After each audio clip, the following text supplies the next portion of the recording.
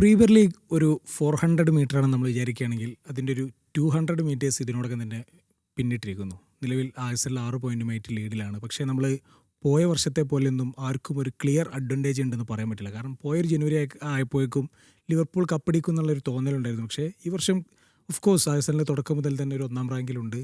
എങ്കിലും ഒന്നും പറയാറായിട്ടില്ല. കാരണം പ്രീമിയർ ലീഗാണ്. 1-2 മത്സരം കൊണ്ട് തന്നെ എങ്ങോട്ടും മാറി മറിയാവുന്ന സ്ഥിതിയാണ്. സിറ്റി ഓഫ് കോഴ്സ് കടുത്ത വെല്ലുവിളി ഉയർത്തുന്നുണ്ട്. കൂടെ അപ്രതീക്ഷിതമായിട്ട് ആസ്റ്റൺ വില്ലയും ഇക്കുറി പോരാട്ടത്തിലുണ്ട്. അപ്പോൾ നമ്മൾ പ്രീമിയർ ലീഗ് വിശേഷങ്ങൾ നമ്മുടെ ദിലീപ് സാറുമായി ചർച്ച ചെയ്യാമെന്നാണ് വിചാരിക്കുന്നത്. അപ്പോൾ നമ്മൾ ആഴ്സണലിനെ കുറിച്ച് പറയുകയാണെങ്കിൽ ആഴ്സണൽ നമ്മൾ ഒരു എന്താ പറയുക അൺപ്രഡിക്റ്റബിൾ എന്ന ഒരു പ്രതീക്ഷിച്ച സംഭവം തന്നെയാണ്. ഈ ലീഗ് തുടങ്ങുമ്പോൾ തന്നെ നമ്മൾ വിചാരിച്ചിരുന്നു ആഴ്സണൽ ഓഫ് കോഴ്സ് ടൈറ്റിൽ റേസിലുള്ളൊരു ടീമാണെന്നാണ് നമ്മൾ വിചാരിച്ചിരുന്നത്. അതുപോലെ തന്നെയാണ് കാര്യങ്ങൾ നീങ്ങുന്നത്. അവർക്ക് സ്കോർ ഡെപ്ത് ഉണ്ട്.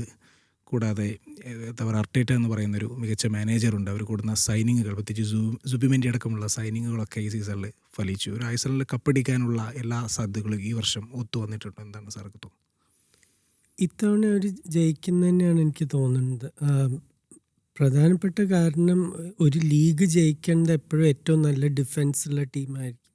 സാധാരണ ഇപ്പോൾ കഴിഞ്ഞ കൊല്ലം ലിവർപൂൾ 41 ഗോള് വഴങ്ങി. പക്ഷെ അതിൽ ഒരു 15 ലീഗ് ഉറപ്പായതിന് ശേഷമായിരുന്നു. അപ്പോൾ അത് ഞാൻ കണക്കാക്കണില്ല.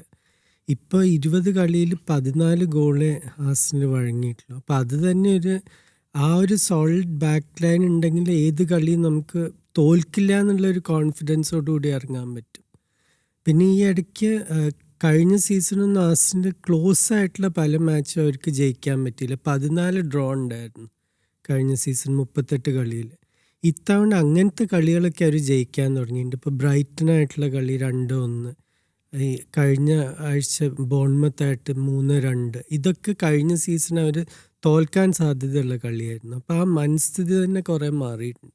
നമ്മൾ ഈ ആഴ്സണലിനെ കുറിച്ച് പറയുമ്പോൾ ഒരുപാട് കാലം ആഴ്സൺ വെങ്കറാണ് നമുക്ക് ആദ്യം ഓർമ്മ വരുന്ന പേര്. ഇപ്പോൾ യുണൈറ്റഡിന് ഫെർഗ്യൂസൺ എന്ന് പറയുന്ന പോലെയാണ്. അതിനുശേഷമുള്ള ഏറ്റവും ഒരു ഫിക്സഡ് ആയിട്ടുള്ള മാനേജറാണ് ഈ അർട്ടേറ്റ എന്ന് പറയുന്നത്. ആ ഒരു വെങ്കറുടെ ഒരു കാലത്തിൽ നിന്നും അർട്ടേറ്റ എന്തൊരു ട്രാൻസ്ഫോർമേഷനാണ് ഈ ആഴ്സണലിൽ നടത്തിയിട്ടുള്ളത്?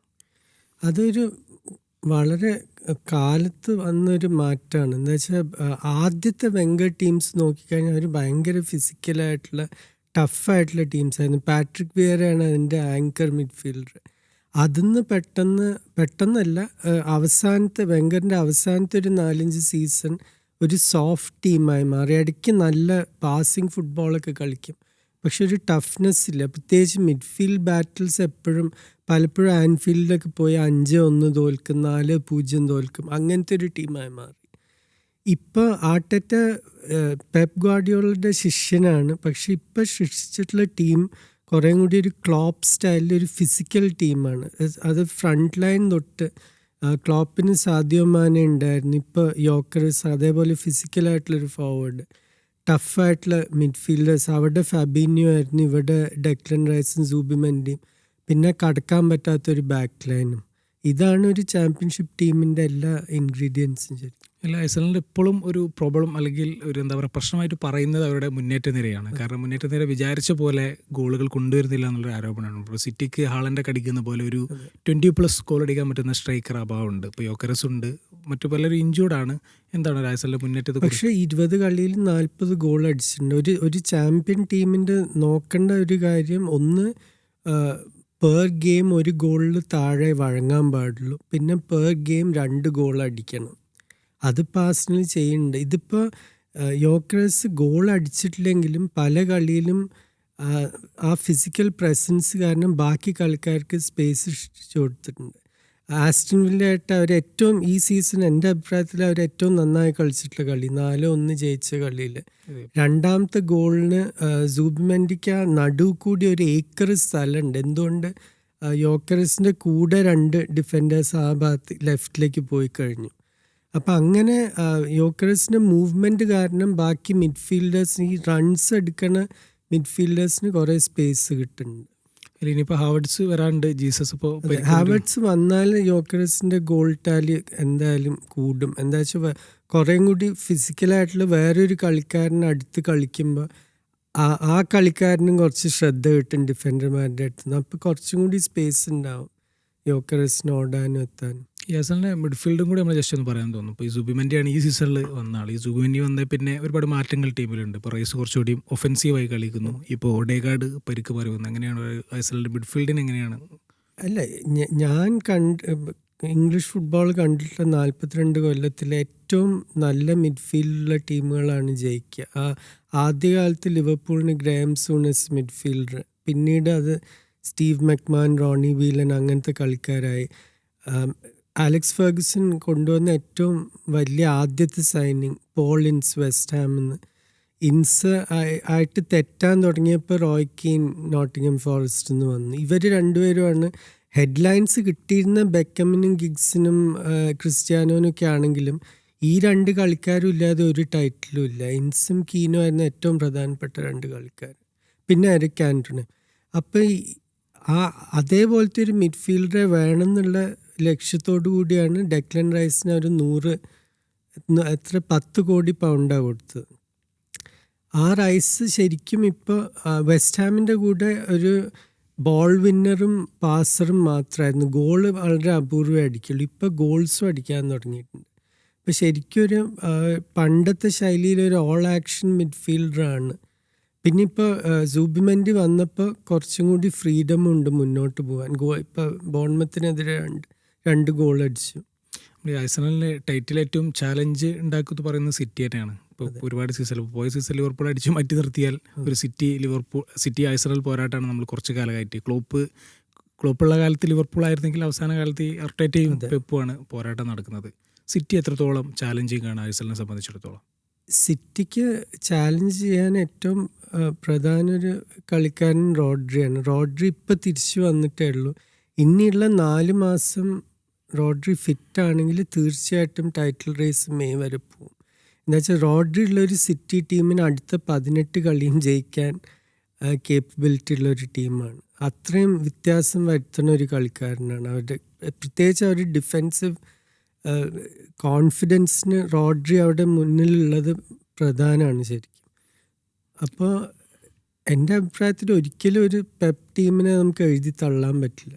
നമ്മൾ ഈ സിറ്റി എനിക്ക് തോന്നുന്നത് ഒരു ട്രാൻസ്ഫോർമേഷനിലാണെന്ന് തോന്നുന്നു. കാരണം ഇപ്പോൾ നമ്മൾ സിറ്റിയുടെ ഒരുപാട് കീ ആയിട്ടുള്ള കുറേ പ്ലേയേഴ്സ് ഉണ്ടായിരുന്നു. ഇപ്പോൾ കെവിൻ ഡി ബ്രൂയിനെ പോയി, കെയ്ൽ വാക്കർ പോയി, ഇപ്പോൾ ബെർണാഡോ സിൽവ സീസണോടെ കരാർ അവസാനിക്കുന്നു പറയുന്നു. അതേസമയം ഒരുപാട് പുതിയ ആളുകൾ വന്നു. ഇപ്പോൾ റിയാൻ ചെർക്കി, റെയിൻഡേഴ്സനൊക്കെ പോലെയുള്ള ഒരുപാട് പ്ലേയേഴ്സ് വന്നു. എന്താണ് സിറ്റിയുടെ ഒരു പുതിയ സൈനിങ്ങുകൾ എങ്ങനെയാണ്? പുതിയ സൈനിങ്ങൾ സെറ്റിൽ ചെയ്ത് തുടങ്ങി.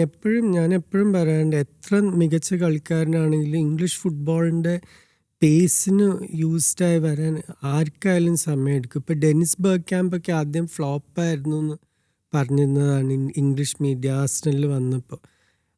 അതിനുശേഷം വെങ്കറുടെ ഏറ്റവും പ്രധാനപ്പെട്ട ഒരു കളിക്കാരനായി മാറി. അതുപോലെ തന്നെ ഇപ്പോൾ ചെർക്കിക്ക് ആദ്യം പരിക്കായിരുന്നു, കുറച്ച് കളികൾ അങ്ങനെ പോയി.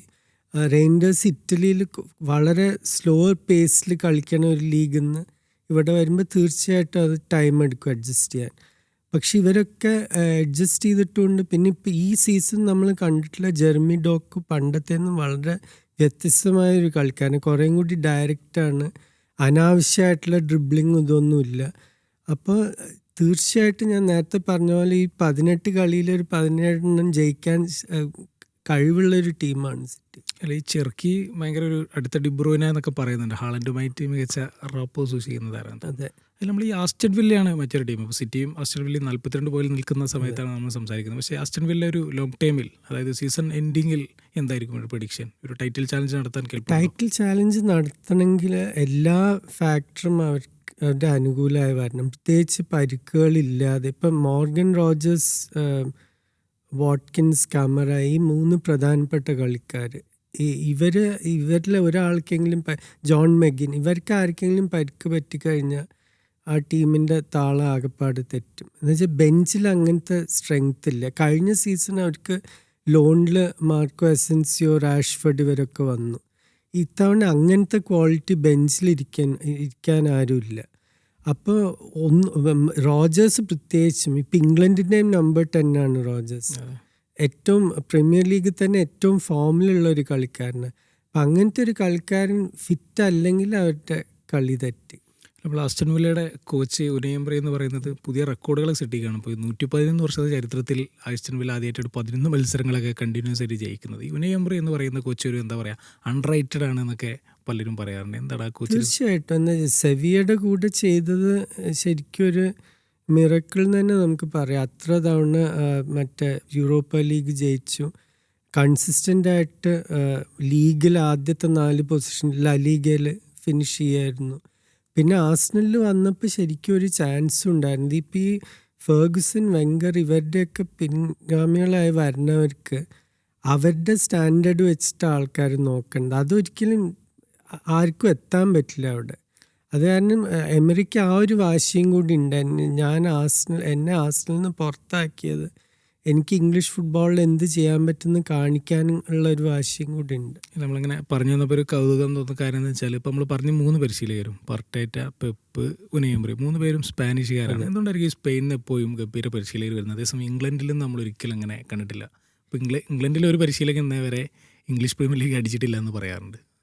ഇവരിൽ 3 പേര് എമറിയുടെ ബാക്ക്ഗ്രൗണ്ട് കുറച്ച് വ്യത്യസ്തമാണ്. പക്ഷേ ആർട്ടറ്റയും ഗ്വാർഡിയോളയും കളിക്കണ കാലത്ത് തന്നെ ഇവർ കോച്ചുമാരാവുന്ന, അലോൺസോ അതേപോലെ അതെ സാർ. കളിക്കണ സമയത്ത് തന്നെ നമുക്ക് അറിയായിരുന്നു എന്താ വെച്ചാൽ ഇവര് സൈഡ് ലൈനിലുള്ള കോച്ച് എപ്പോഴും ഇവരെയാണ് വിളിക്കുക. എന്താ ബാക്കി കളിക്കാർക്ക് എന്ത് ഇൻസ്ട്രക്ഷൻസാണ് കൊടുക്കേണ്ടതെന്ന് പറയാൻ വേണ്ടി. ഇപ്പം കളിക്കണ സമയത്ത് തന്നെ അങ്ങനത്തെ ഒരു ചിന്താഗതിയുള്ള കളിക്കാരായിരുന്നു. പിന്നെ ആ ഒരു കോച്ചിങ് ട്രഡീഷനുണ്ട്. ഇപ്പോൾ ആർട്ടറ്റ വരുന്നത് ബിൽബാओ, സാൻ സെബാസ്റ്റ്യൻ, റിയൽ സോസിഡാഡ് ആ കൾച്ചറിൽ നിന്നാണ്. ഗ്വാർഡിയോള ബാഴ്സലോണ സ്കൂളിൽ നിന്ന്. അപ്പോൾ ആ ഒരു കോച്ചിങ് കൾച്ചറും കൂടി ഉണ്ട്.